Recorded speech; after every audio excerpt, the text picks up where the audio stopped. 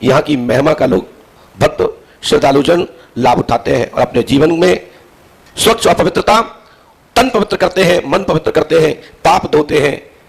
ऐसी पुष्पावती गंगा पंडोखर धाम में रहे। जैसे कि गंगा, यमुना, सरस्वती, नर्मदा इत्यादि जितनी पवित्र जलधारा है, जो तीर्थों में, जिस तीर्थ में जो गंगा बहती है, उस तीर्थ में उस गंगा का बड़ा महत्व होता है।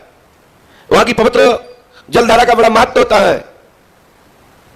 पंडोखर धाम की भूमि पर भी पुष्पावती गंगा के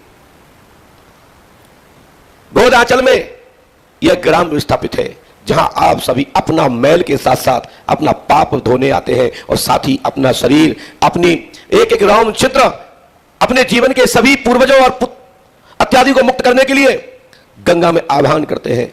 आप निर्मल हो जाते हैं, शुद्ध और पवित्र हो जाते हैं, आपके पूर्वजों को मुक्ति मिल जाती है, साथ ही आपका शरीर, आपकी पूर्णतः आत्मा पवित्र हो जाती है और आपका शरीर पूर्णतः शुद्ध पवित्र के साथ साथ निरोग भी हो जाता है। ऐसी पुष्पावती गंगा पंडोखर धाम की भूमि पर स्थापित है।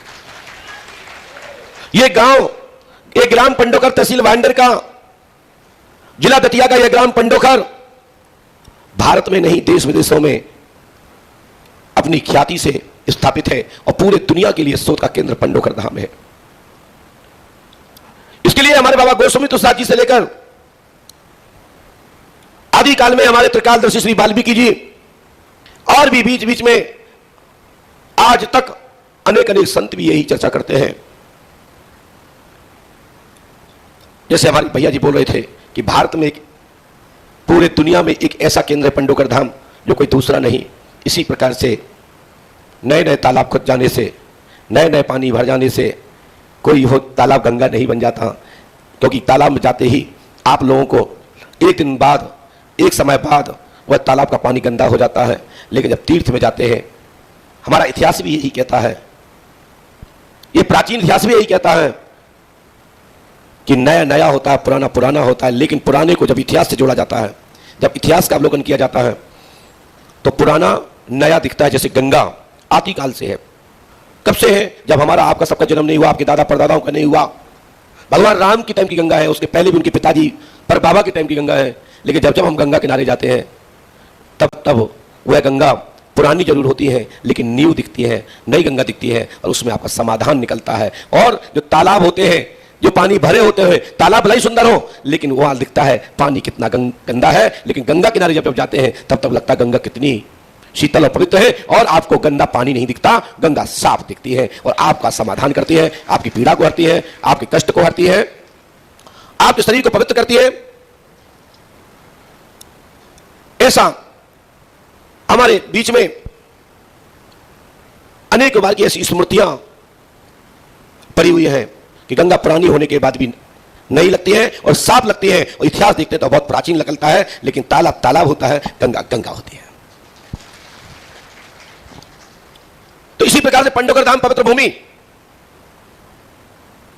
प्राचीन है।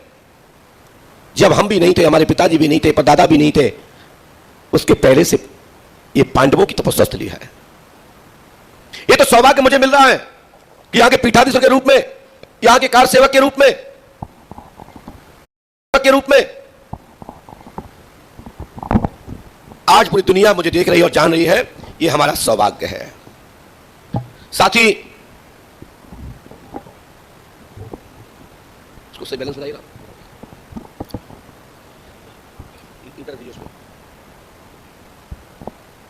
तो आप सभी लोग श्री पंडोखर का दरबार में उस तीर्थ में दर्शन कर रहे हैं जहां पांडवों ने यहां समय बिताया, जहां राजा मर्त ने समय बिताया, द्वापर में भीष्म पितामह ने समय बिताया, द्वापर में ही पांचों पांडव अज्ञातवास के समय में रहे, तब पंडोखर धाम में समय बिताया